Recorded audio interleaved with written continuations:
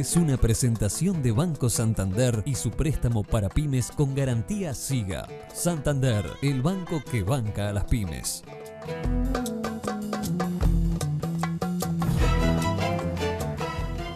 Muy bien, seguimos en la mira como les anunciábamos con Fede Comesaña. ¿Cómo estás, Gabriel? ¿Cómo andan todos?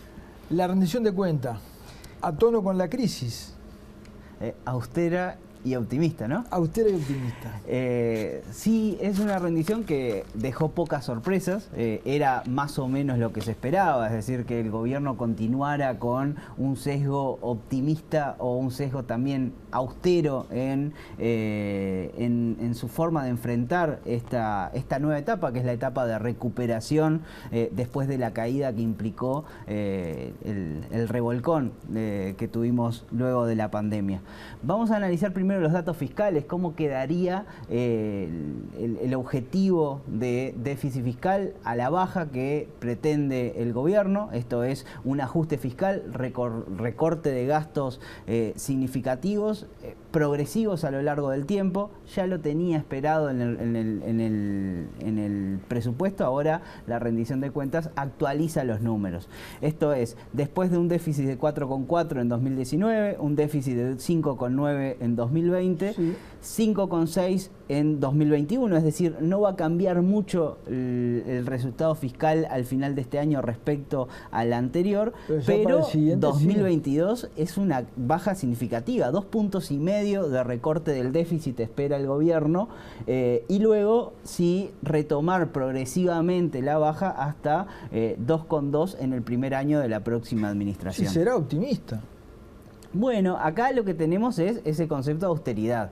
Esto es, vamos a retomar lo antes posible aquella promesa electoral de reducir las vulnerabilidades fiscales de la economía. Esto es, vamos a intentar que el exceso de gasto por encima de los ingresos se reduzca lo antes posible. Antes el gobierno tenía una planificación diferente y es en el presupuesto implicaba ya en 2021 bajar a 3,8, si bien esperaba un 6,6 para el año pasado, que al final de cuentas no se terminó dando, es decir, el gobierno pudo gastar menos de lo esperado el año anterior, pero sí hay una visión de, bueno, cuanto antes retomar esta senda el ajuste lo antes posible. Es algo que se esperaba desde la campaña, el gobierno asume con ese mandato, con lo cual eso no puede sorprender a nadie, pero también en este escenario en el cual existen nuevas necesidades y nuevas exigencias también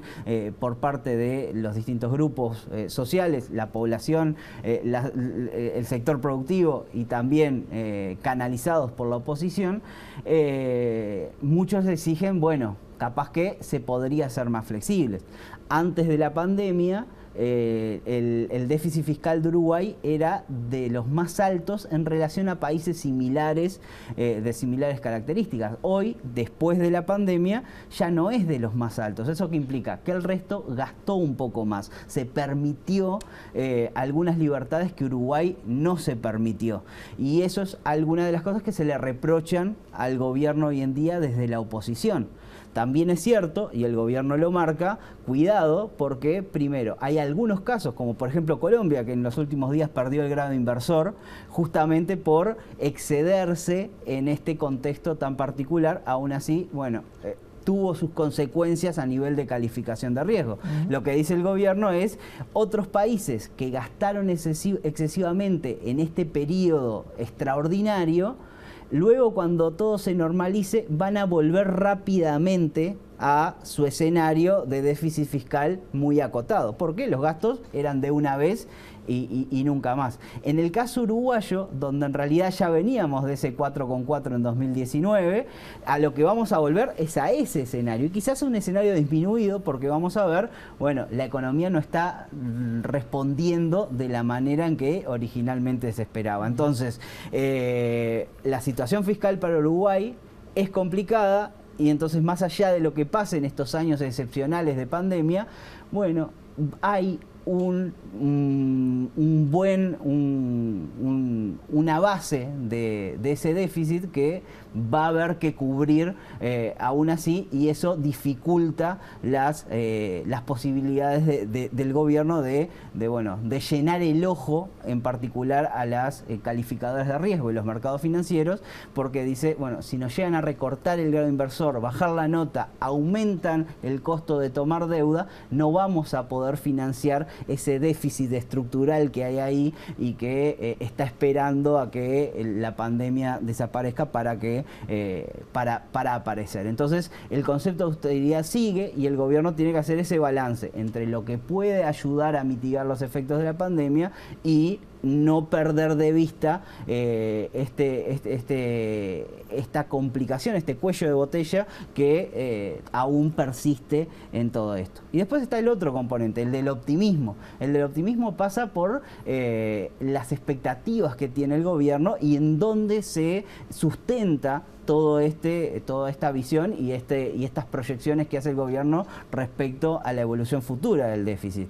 Se sustentan en expectativas de crecimiento económico que, según vemos en esta gráfica, lo que muestra es, bueno, arranquemos viendo desde el lado de los analistas privados, ¿no? ¿Qué dicen los analistas privados respecto al crecimiento de la economía? Ellos ven que después de la caída de 5,9 de 2020, vamos a tener 3 años de crecimiento a una tasa de 2,7, 2,93. En el conjunto de los 3 años, la economía crecería un 8,8. Ahora, cuando analizamos la rendición de cuentas, lo que dice el gobierno es no, la economía va a crecer 2021, 2022, 2023, 9,8%, es decir, un punto más. Y buena parte se concentra en lo que sería este primer año. Los analistas dicen 2,7, el gobierno dice 3,5. El más optimista, del alrededor de 20 consultoras privadas, institutos de investigación económica, instituciones financieras que consulta el Banco Central, el más optimista dice este año crecemos 3%. El gobierno dice 3,5%. Y eso ya es algo que pasó en el presupuesto, donde el gobierno decía 2020 vamos a crecer 3,5%, vamos a caer 3,5%, terminamos cayendo 5,9%. Y no es algo de este gobierno, de hecho se ha convertido en una política de Estado desde que la economía uruguaya empezó a crecer a una tasa menor, esperar por parte del gobierno que la cosa va a ir más o menos en el terreno más optimista posible. Y eso es un problema, porque si yo hago una proyección para adelante basándome en el mejor escenario posible, hay posibilidades de que la cosa vaya peor. Y entonces ahí voy a tener que cambiar sobre la marcha, y sobre la marcha implica no solo un costo en recursos, sino también un costo político de prometer algo que después no puedo cumplir. Cuando el escenario, ya vemos, es un escenario relativamente austero el que plantea la rendición de cuentas y no da mucho margen para correcciones. Sí, de alguna manera la austeridad que veíamos en la otra gráfica, de alguna manera representada, corre el riesgo del excesivo optimismo. El excesivo optimismo pone en riesgo también la austeridad, porque si no tenemos ese crecimiento, el déficit puede ser mayor del que se puede estimar, ¿no? Todavía puede ser mayor y todavía puede haber más necesidades a cubrir de las que el gobierno planea. Claro. No solo a nivel sanitario, a nivel social, a nivel de los sectores que pueden estar requiriendo un empuje adicional para poder crecer. Y cuando las expectativas, además de los analistas, no vienen subiendo y que digamos, bueno, es el gobierno el que, los analistas privados corren de atrás lo que ve el gobierno. Si vemos esta última gráfica, la evolución de las expectativas respecto a 2021 de los analistas, desde que empezaron a proyectar 2021 o que el Banco Central lo releva en abril del año pasado, en abril del año pasado esperaban que 2021 creciera 4,5 la economía. Y eso fue corrigiéndose paulatinamente hasta este 2,7 que vemos ahora.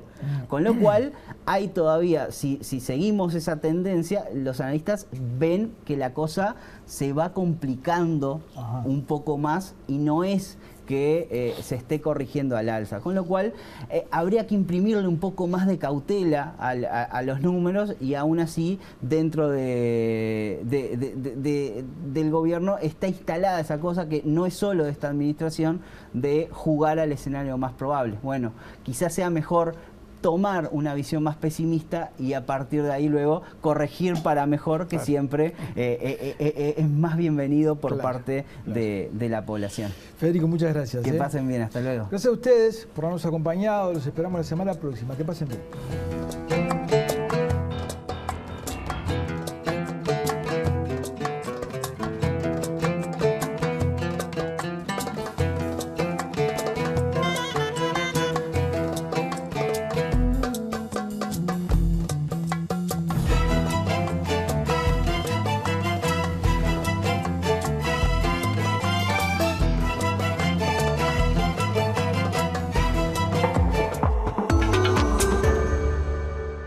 Presentó Inco FNC Cutsa. Pronto, para su préstamo de hasta 500.000 pesos. Pronto, ¿tenés con qué? Seguro Americano, la medicina privada a otro nivel. Catunasí, Terminal Cuenca del Plata, terminal especializada de contenedores Puerto de Montevideo. Salus, orgullo de nuestra naturaleza. Casmu, afiliate por el 1444 o en casmu.com.uy. Casmu, estamos para cuidarte. Santander y su préstamo para pymes con garantía SIGA.